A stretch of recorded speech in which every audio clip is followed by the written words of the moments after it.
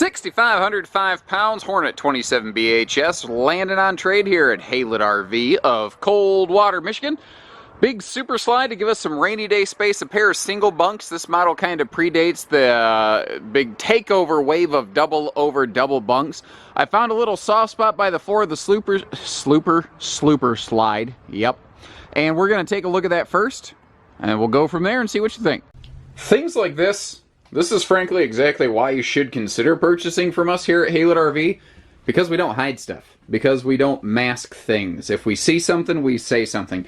And the thing is, on camera, you can't see anything. It looks just fine here. But as I was walking through the RV, I noticed that right here, there's a soft spot in the floor. Now, it's exceptionally localized. I mean, you know, it's maybe 6 inches worth right here. But you deserve to know about it. If that spooks you, and you say, man, I don't know, I don't want to buy that RV now, I totally get it. I 100% respect it, and we respect and appreciate you, ladies and gentlemen. That's why we point things like that out. So, if understanding that it's not a major item, and I'm going to sneeze. Oh, okay, sneeze complete, pardon me, I didn't want to blow your ears out. If you understand that, yes, it had a little bit of water in that corner of the slide, and if you look over here, you can see something a little bit similar where a little bit of water had wicked up into that panel, but everything overall is pretty solid. I don't know what caused it.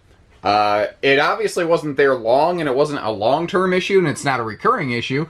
And I can tell you that because nothing is discolored, and it's exceptionally localized.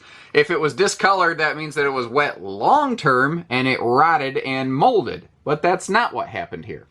So we take stuff like that into account when we price an RV. We try to be fair, and we're certainly not asking the full-on suggested book value with this one here.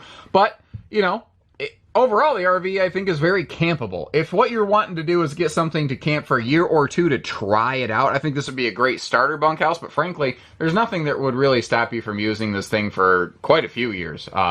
We've got an extra tall interior ceiling. That is one of the things these Hornets used to do before its name became Hideout. The current Keystone Hideout is actually the previous Keystone Hornet. They've gone through a lot of generational updates, but that's its origins. We'll come back to all the kitchen storage, although I'm at a good angle here. I want to look at how we've got, like, I don't know, nearly 7 foot of vertical storage pantry space beside that refrigerator. A pair of single bunks over here, and as far as I can tell, I think the family grew up, we had more of us, and the kids kind of grew up enough that the little single bunks just weren't working for us anymore. It looks like they have replaced a toilet here, and I mean, we've got the Flushmaster 9000 in this thing now. Holy crap, look at that thing. This thing looks like it went to the gym, like, every day for its entire life. Bathroom is simple, but effective. You know, protective shower surround paneling, and being a little bit taller. Well, being a chunk taller. This RV will be very comfortable for a tall person up in that shower. But with that door open, it's easy to miss that you have extra closet and or linen and or pantry space over here as well.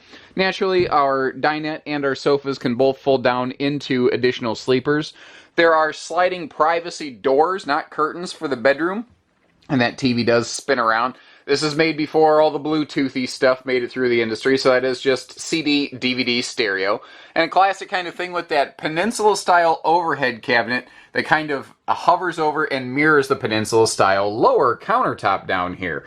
You still see a lot of these big countertops, although you don't tend to see as many of those bigger overhead cabinets. Mostly, I think people just felt like it was a little too blocky and obtrusive. I think the extra storage is always going to be handy. Now, the bedroom up front, because the camper is taller, means this thing won't be a big head knocker. And where that's really important is the fact that they upgraded to a residential mattress here as opposed to a camper bed. So this thing's literally twice as thick as the original mattress that would have been in this camper. So when you know, suddenly you're sleeping 6 inches higher in the air than you used to, if you sit up at night, if this was a normal height camper, you'd run the risk of bashing your head on that overhead cabinet, but now you shouldn't have that issue. And I do like that really big window right over here on the campsite in the bedroom. She's been stored outside. The exterior's shown its age a little bit. Nothing that's super concerning. There's a little bit of decal peel and fade here and there. You know, it's cosmetic. It's not always pretty, but frankly, what I would do is I'd just take a high-pressure power washer. I'd blow the rest of those stickers off if they start to flake and call it good. And what's funny is when people do that, they often remark, huh, I actually kind of like it without those swooshes all over the place. Looks like previous owners did upgrade to a power tongue jack off the front of this. We've got a pretty fair front storage compartment here. A couple little pieces of leftover stuff from the previous owners that we'll have to get cleaned out of there. But this RV has been in our possession for about a whopping 5 minutes. Now, around the slide outs, since it was a little soft on the flooring, I did some snooping, and the edges of the slides here, similar to that floor, they are a little soft, but it does stop a couple inches in. It's one of those things that it doesn't really stop the RV from functioning. It's not ideal. Theoretically, what's called a slide repair kit could be applied to that to help re-support those corners. It wouldn't be a terrible idea. But the tricky thing is, everything that, you know, we or you do to this RV costs money. We do try to have something for every budget here at Haylet RV, and this is going to land right in that sub $10,000 budget that a lot of people are just looking for like crazy. There's a lot of people out there that have the knowledge and know how to do little things themselves.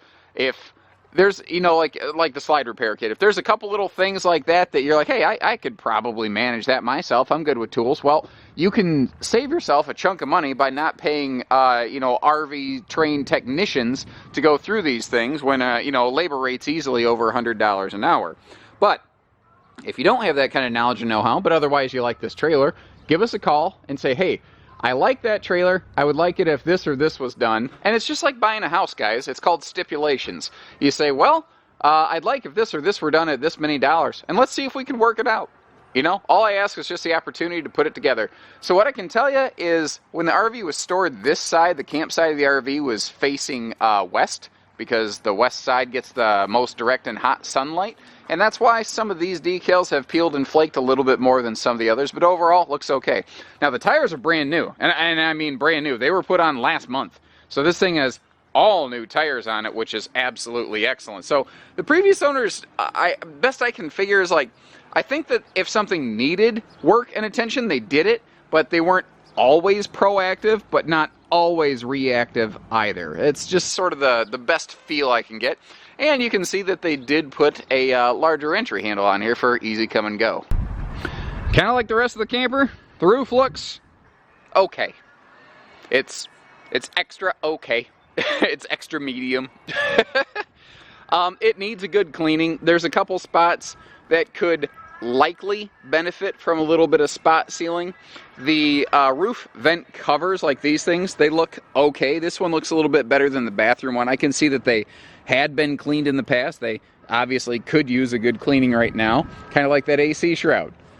But overall, it's all right. There's nothing I see here that's like, oh, this is absolutely outstanding. But there's also nothing up here on this roof where I'm like, oh, you got to really check that out. And we've tried to be fair about that stuff. Like, I went way out of my way to tell you about slide out stuff and flooring issues that most dealerships just wouldn't do. If we can't earn your business on this RV, I understand that. I would like to know that we can at least earn your respect here at Haylet RV. And we have plenty of other things that perhaps we could earn your business on here at Haylet RV. So whether it's hitching pieces, parts, trades, finance, truck and trailer package deals, RV delivery, and everything between, as well as shooting you straight, we do it all. So take care, stay safe, have fun, and happy camping, everyone.